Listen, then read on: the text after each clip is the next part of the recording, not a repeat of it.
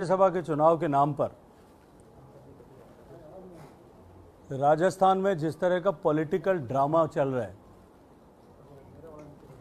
जिसके मुख्य सूत्रधार हमारे राजस्थान के मुख्यमंत्री आदरणीय अशोक गहलोत साहब हैं, चुनाव के मद्देनजर अपनी विफलता को छुपाने, अपनी घबराहट पर से लोगों का ध्यान हटाने, सरकार के बीच में सरकार के बीज रूप से ही जो विग्रह पड़ा है, जो फूट है, उस फूट को, उस अंतर्कलह से ध्यान हटाने और इस चुनाव के नाम पर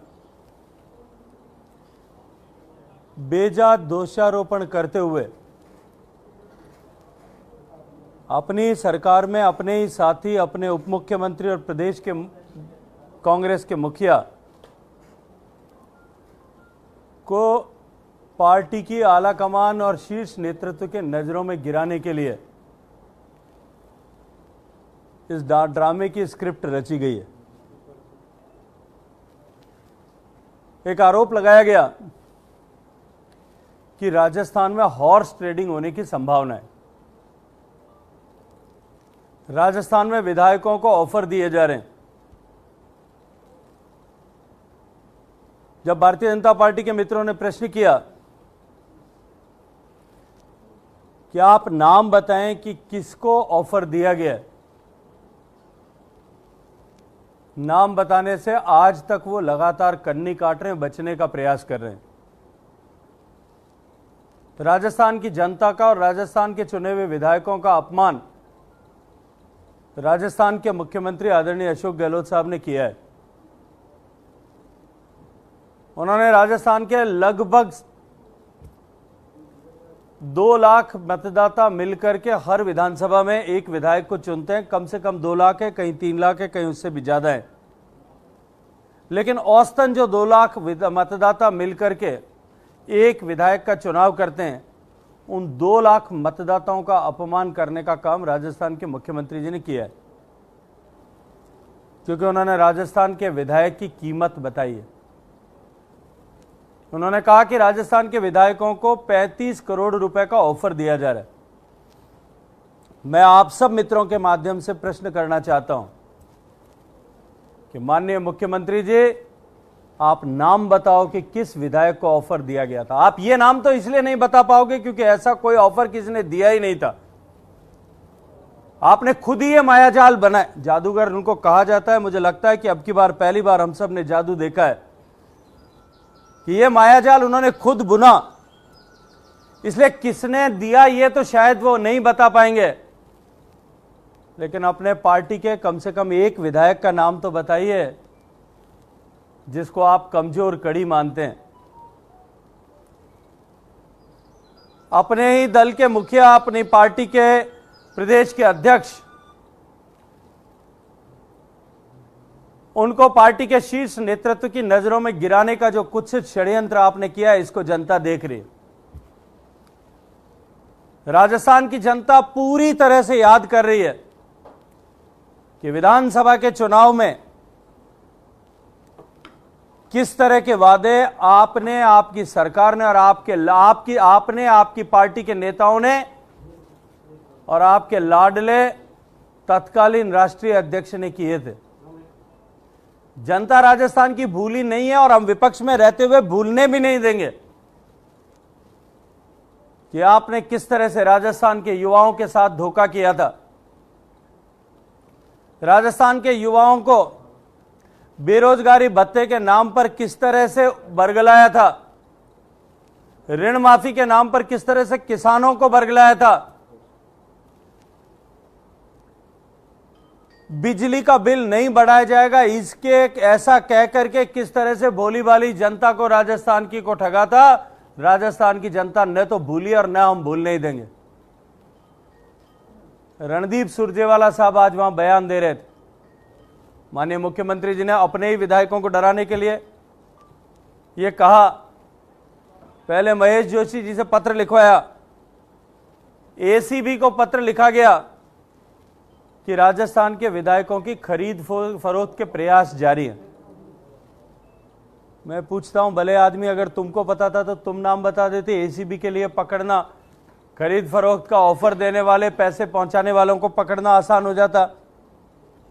और बाद में आज माननीय मुख्यमंत्री जी ने कहा कि हमने एसओजी में भी मुकदमा दर्ज कर लिया है, ताकि कोई भी बेचारा निर्दलीय विधायक भी इधर उधर जाने से पहले, मतदान करने से पहले, अपने स्वयं विवेक से मतदान करने से पहले सोचे।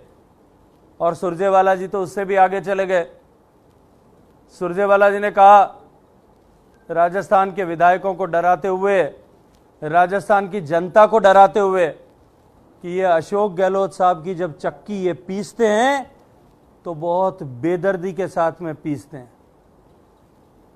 मैं बताना चाहता हूं रणदीप सुरजेवाला साहब को कि राजस्थान की जनता तो इस बात को बाद में महसूस करेगी। कांग्रेस पार्टी के कई दिग्गज नेताओं ने इसको महसूस किया है, इसको प्रत्यक्ष रूप से अनुभव किया है कि अशोक जी कितना बेदर्दी से चक्की पीसते हैं। परसराम मदेरणा जी से लेकर के अपने मारवाड़ के कई राजनीतिक दिग्गज प्रतिष्ठित परिवारों को चक्की में पीसने का जो काम माननीय अशोक गहलोत साहब ने किया है, राजस्थान के कई दिग्गज कांग्रेसी नेताओं को जिस चक्की में पीसने का काम किया है, और राजस्थान की जनता पिछले 1.5 साल से, जब से उनके पुत्र चुनाव में आ रहे हैं, जिस तरह से चक्की में पीसी जा रही है, इसको राजस्थान की जनता अपने आप दर्द महसूस कर रही है। लेकिन मैं उन सुरजेवाला साहब को याद दिलाना चाहता हूं, और उनके माध्यम से कांग्रेस पार्टी में बैठे हुए सब उनके मुखिया और उनके सारे मंत्रियों को भी याद दिलाना चाहता हूं कि सुरजेवाला साहब से जाने से पहले पूछ लेना कि जब जनता चक्की पीसती है तब कैसी पीसती है। जींद में उनको जनता ने 50,000 वोटों से जो है वो पीसा था, बड़े नेता बनने के लिए गए थे, और अब की बार कैथल में फिर पीस करके जनता ने उनको रख दिया। ऐसे पिसे पिसाए और पिटे पिटाए लोग यहाँ राजस्थान में आकर के राजस्थान की आबोहवा खराब करने का जो प्रयास कर रहे हैं, ऐसे सारे षड्यंत्र को राजस्थान की जनता देख रही है, राजस्थान की जनता समझ रही है। और राजस्थान की जनता ने एक बार लोकसभा चुनाव के समय में ऐतिहासिक निर्णय किया था कि एक तुरंत ही चुनी हुई सरकार से मोह भंग करके 25 की 25 सीटें जो है लोकसभा की जिता करके माननीय मोदी जी को प्रधानमंत्री बनाने का जो है आशीर्वाद दिया था। आज उन्होंने जिस तरह से माननीय मोदी जी और माननीय अमित शाह जी का नाम लेकर के जिस तरह से माननीय मुख्यमंत्री जी ने लोकतांत्रिक मूल्यों का गला घोंटा है, ये निश्चित रूप से निंदा के योग्य है। निश्चित रूप से जो है अब ये उन्होंने भारत के प्रधानमंत्री, जो आज देश का सबसे ज्यादा लोकप्रिय नेता, उसका अपमान करने का प्रयास किया। देश की जनता इस अपमान को भी देख रही है। समय आने पर इसका भी हिसाब जनता उनसे पूछेगी। माननीय मुख्यमंत्री जी ने आज आरोप लगाया, इससे पहले भी उन्होंने कई बार पिछले दिनों में आरोप लगाया है कि यह चुनाव पहले भी करवाया जा सकता था। इस चुनाव को जानबूझ करके पोस्टपोन किया गया। इस चुनाव को कोरोना के बीच में पहले भी करा सकते थे, क्यों करके पोस्टपोन किया? उन्होंने कहा कि हॉर्स ट्रेडिंग पूरी की रचना पूरी नहीं हुई थी। मैं पूछना चाहता हूं माननीय मुख्यमंत्री जी, आपने क्यों कर आगे बढ़कर के पंचायती राज के सरपंचों के, जोधपुर नगर निगम के और जोधपुर जैसे अनेक नगर पालिकाओं के चुनाव, ग्रामीण प्रशासन के जो पंचायती राज के चुनाव, पंचायती राज व्यवस्था के चुनाव, अगर सब कुछ ही हो सकते थे तो आपने क्यों कर पोस्टपोन कराए थे? और उसके तुरंत बाद राजस्थान की कांग्रेस पार्टी के मुखिया आदरणीय सचिन पायलट साहब ने कहा कि ये बाड़ाबंदी नहीं है, ये तो गेट टुगेदर है। कम से कम उनको तो धन्यवाद देना चाहिए था कि लॉकडाउन के कारण से इतने दिन तक चुनाव टाल दिया गया, तो आपको ये 10 दिन का गेट टुगेदर करने का मौका मिला है और 10 दिन तक पार्टी में विचार मंथन करने का मौका मिला है। मैं उनको एक बिना मांगे हुए सलाह देना चाहता हूं कि 10 दिन के अंदर बाड़े में बंद करके आप सबको बैठे हो, 10-10 मिनट एक एक आदमी को बुला करके सुन लेना और उससे जनता का दर्द पूछना कि कितना तकलीफ में राजस्थान की जनता है, कितना दुखी राजस्थान की जनता है।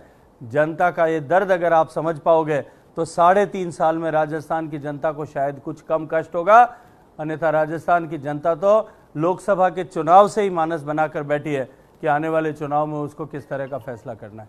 बहुत बहुत धन्यवाद। साहब, आपने ये पूरी बात की, जो पीसी हुई उसका प्रत्युत्तर दिया है। मध्य प्रदेश का भी जिक्र किया है अशोक जी ने, उस पर कुछ नहीं बताया। देखिए, मध्य प्रदेश में आदरणीय अशोक गहलोत साहब ने आज अपनी बात करते हुए कहा, एक पत्रकार मित्र ने उनसे पूछा था, प्रेस वार्ता में पूछा, उन्होंने रणदीप सुरजेवाला साहब से पूछा था कि क्या कभी ऐसा संविधान में संशोधन करने की आवश्यकता को आप महसूस करते हैं ताकि इस तरह की घटनाओं की, इस तरह की बाड़ेबंदी की आवश्यकता ही नहीं पड़े। जवाब कोई प्रश्न सुरजेवाला साहब से पूछा गया था, जवाब सुरजेवाला साहब से पहले माइक लपक करके माननीय मुख्यमंत्री जी ने दिया और उन्होंने कहा कि शायद संविधान में ऐसे संशोधन कर भी दिए जाएंगे, कानून भी बना दिए जाएंगे तो भी फिर गलियां निकल जाएंगी, क्योंकि आर्टिकल 356 का 93 बार उपयोग कांग्रेस ने किया। वो हमसे ज्यादा अच्छी तरह से जानते हैं कि गली किधर से होकर के किधर को जाती है। और इसके उपरांत भी उन्होंने कहा कि आदमी की नीयत सबसे बड़ा कानून है। जब आदमी के जमीर पे प्रश्न उठता है, जब आदमी के आत्मा अभिमान पे चोट पड़ती है, जब स्वाभिमान पर चोट पड़ती है, तब ज्योतिरादित्य सिंधिया के साथ में 23 लोग पार्टी छोड़ करके अपनी विधायकी से इस्तीफा देकर के आना स्वीकार करते हैं। मध्य प्रदेश में लोगों ने अपने जमीर को बचाने के लिए कांग्रेस को छोड़ा और भारतीय जनता पार्टी का दामन आकर के थामा है, सरकार बनी है। और आज मध्य प्रदेश जिस तरह से पिछले 1-1.5 महीने के कालखंड में जिस तरह से परिवर्तन के रास्ते पर आया है, उसको आज मध्य प्रदेश की 8 करोड़ जनता देख रही है, अनुभव कर रही है।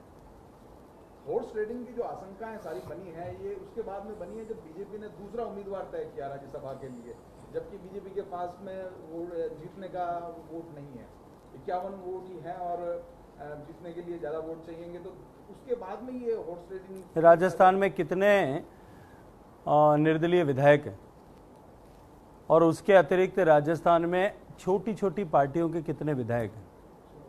क्या उन विधायकों के अपने जमीर के आधार पर, अपने आत्मा की आवाज़ पर मतदान देने का अधिकार नहीं है?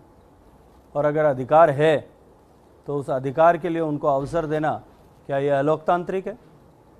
मुझे समझ में नहीं आता कि ऐसे 100 चूहे खा करके हज पे गई हुई बिल्लियां, जिन्होंने खुद बसपा को 2 बार शासन में आए, तब 2 बार बसपा का संपूर्ण विलीनीकरण किया, संवैधानिक होने के नाम पर उसकी आड़ पर जिस तरह से चुने हुए जनप्रतिनिधियों को उठा करके, बसपा से उठा करके, एक बार मायावती जी का ट्वीट जरूर देखिएगा जो उन्होंने उस समय लिखा था कि किस तरह से उन्होंने धोखा किया है। आज ऐसे लोग संविधान की और लोकतांत्रिक व्यवस्था की आस्थाओं की बात करते हैं। ऐसे लोग जो इंदिरा गांधी के उस मंत्रिमंडल में थे, और वो वही इंदिरा गांधी थी जिन्होंने दुनिया में पहली बार ऐसा चमत्कार दिखाया था कि आपातकाल का जो है वो लोकतंत्र में आपातकाल लगा करके उपस्थित किया था। उन लोगों को लोकतंत्र का बात करने का अधिकार है।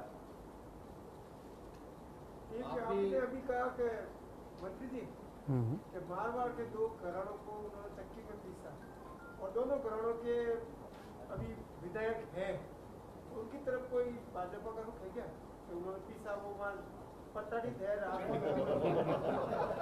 अभी समय आने पे कई सितारे बदलेंगे, समय आने पे कई सितारे बदलेंगे। अभी ग्रह नक्षत्रों की चाल देखते जाइए और अभी कई सितारे बदलेंगे। नक्षत्रों की चाल के साथ साथ में कई गणनाएं बदलेंगी, कई जो है गिनतियां बदलेंगी। आप धीरज रखिए, आपको भी कई चीजें देखने को मिलेंगी। अगले मुख्यमंत्री की दौड़ में आप भी शामिल है, आप ना पाए?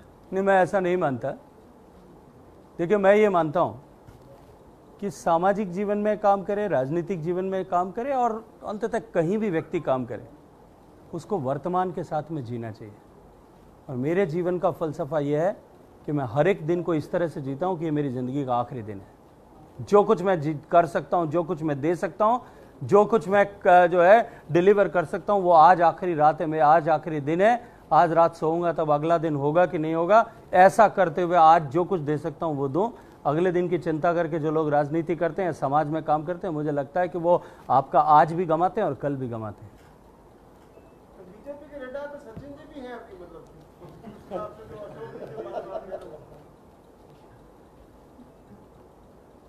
चलिए, और कोई प्रश्न?